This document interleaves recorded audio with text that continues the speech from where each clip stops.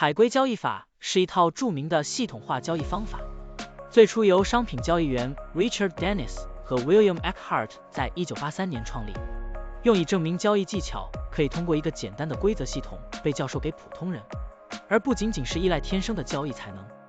海龟交易系统并不限定于特定的商品或市场，它可以应用于股票、加密货币、期货和外汇等各种市场。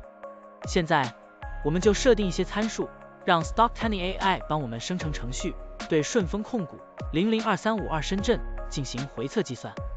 设定参数如下：头寸规模，使用每次加仓 20%。入市信号，当市场价格高于过去20日的最高价时，视为买入信号；反之，低于20天最低价时为卖出信号。加仓策略，每当价格移动到1/2的20日均幅指标 ATR 时加仓一次。运行时间从2023年1月1日到2024年5月10日。交易手续费设定为 0.10%。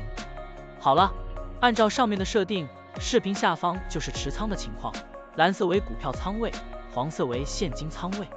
累计交易10次，期末持仓价值 98,419.47 元，盈利负 1.58%。相比持仓不动，多盈利 33.10%。如果你希望使用更长期的信号，可以把参数修改为跟踪55天最高价突破时建仓，其他参数也按照55天周期来设置，这样就可以得到新的回测结果。累计交易0次，期末持仓价值10万点00元，盈利 0.00%。相比持仓不动，多盈利 34.68%。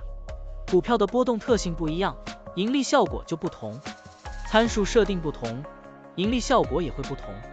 怎样找到最优的组合呢？请评论区留言，让 Stocktiny AI 来帮助你。股票调优 AI， 利用 AI 技术赋能您的股票选择与操作。本站内容不构成对任何人的投资建议，您应当基于自己的独立判断做出决策。扫描二维码获取文字稿，欢迎点赞、评论、转发。